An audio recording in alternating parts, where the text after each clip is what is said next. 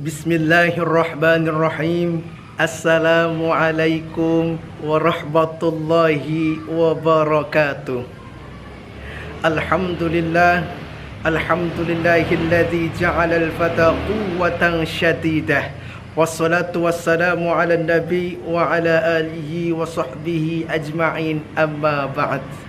Dewan Hakim yang insya-Allah Allah muliakan, sahabat-sahabat milenial dimanapun Anda berada yang insya-Allah Allah berkahi. Bicara generasi milenial berarti bicara pemuda. Bicara pemuda berarti bicara sesosok orang yang mempunyai semangat, jiwa pantang menyerah, berani dan gagah. Maka tak salah kalau Presiden Soekarno pernah mengatakan bahwa berikanlah aku 10 pemuda, niscaya akan kugoncangkan dunia. Memang pada sejarahnya hadirin, pemuda zaman dulu membantu kemerdekaan bangsa. Namun hadirin, pemuda zaman now banyak sekali yang hidupnya hanya berpangku tangan. Hidupnya hanya pengangguran, tapi hobinya menghambur-hamburkan uang. Bahkan asik dengan perjudian online, asik dengan prostitusi online, asik dengan mabuk-mabukan, asik dengan obat-obatan terlarang. Na'udzubillahi min dzalik. Padahal Allah Subhanahu wa ta'ala telah memperingatkan kita dalam surat An-Nisa ayat 9. A'udzu billahi minasyaitonir rajim. Bismillahirrahmanirrahim. Wal yakhshal ladzina law taraku min khalfihim dzurriyyatan dhi'afa.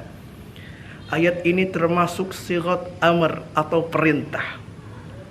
Pada dasarnya al-aslu fil amri lil wujub.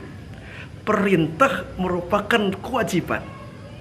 Maka wajib bagi saya, wajib bagi Anda, wajib bagi kita semua untuk takut akan lemahnya generasi penerus.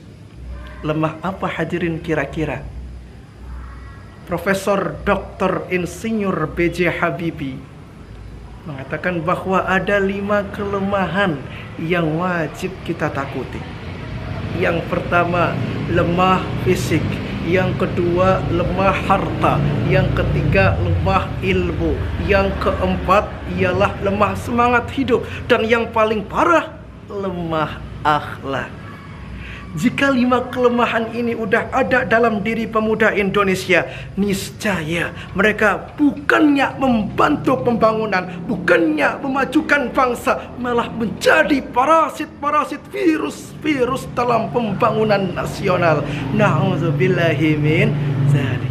Padahal Muhadjir Effendi, Menteri Pembangunan dan Kebudayaan, berpesan, sebagai pemuda, kita harus mempunyai jiwa patriotisme, ilmu pengetahuan, kreativitas, dan karakter. Lalu hadirin, timbul pertanyaan, bagaimana sih pemuda yang harus kita jadikan contoh role model? Jawabannya, Allah Subhanahu wa ta'ala berfirman dalam surat Al-Kahfi ayat 13. Innahum fityatun amanu birabbihim wazidnahum huda. Allah jadikan kisah pemuda Ashabul Kahfi sebagai role model agar kita menjadi pemuda yang berkualitas, pemuda produktif demi kemajuan bangsa dan negara. Kenapa Ashabul Kahfi hadirin? Karena pemuda Ashabul Kahfi mempunyai iman yang kuat dan pemikiran mereka terjaga dari pemikiran-pemikiran luar yang jauh dari fitrah manusia. Kemudian hadirin rahimakumullah, apalagi sih yang kira kita harus kita kuatkan selain iman? Jawabannya ialah tekad.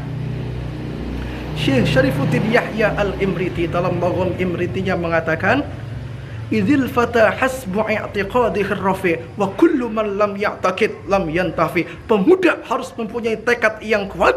Tanpa tekad yang kuat, pemuda tak dapat manfaat. Kemudian Selain iman dan tekad, apalagi yang harus kita kuatkan? Ilmu dan akhlak.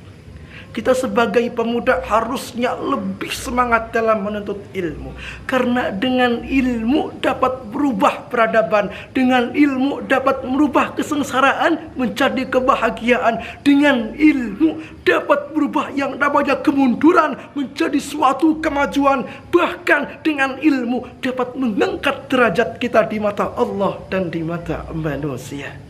Sebagaimana firman Allah, yarfa'illahu allazina amanu minkum wallazina utul ilma darajat.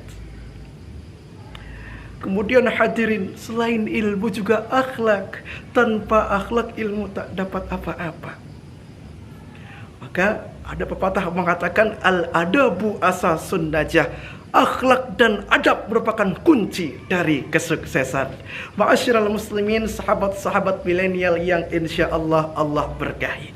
Lihatlah hadirin, Ali bin Abi Thalib di usia muda, dengan kecerdasannya, dengan imannya, dengan tekadnya, dengan akhlaknya hadirin. Lihatlah hadirin, Sultan Muhammad Al-Fatih di usia muda menaklukkan Konstantinopel dengan imannya, dengan tekadnya, dengan ilmunya, dengan akhlaknya. Lihatlah hadirin Sadio Mane, Muhammad Salah di Inggris sana menjadi pemain sepak bola top Eropa yang mempunyai iman yang kuat, akhlak yang bagus, ilmu yang bermanfaat, serta tekadnya yang kuat, dapat membangun kembali negerinya, membangun rumah sakit di negerinya masing-masing, sekolah. Masya Allah, pemuda harus seperti itu. Maka yuk kita sama-sama sebagai pemuda kuatkan iman kita, kuatkan tekad kita, tingkatkan ilmu kita dan akhlak kita agar menjadi pemuda yang berkualitas demi kemajuan bangsa dan negara. Maka Syekh Mustafa Al-Ghulayaini mengatakan, inna fi yadis syubban amrul ummah wa fi aqdamihim hayataha. Maju mundurnya suatu bangsa dan negara itu tergantung pada pemudanya. Mungkin cukup sekian yang bisa saya sampaikan, kurang dan lebihnya mohon dimaafkan. Sebelum saya tutup, saya punya pantun jalan-jalan ke Bekasi. Cukup sekian, terima kasih. Hadanallahu wa iyyakum ajma'in. Unzur ma qala wa la tanzur man qala. Wassalamualaikum warahmatullahi wabarakatuh.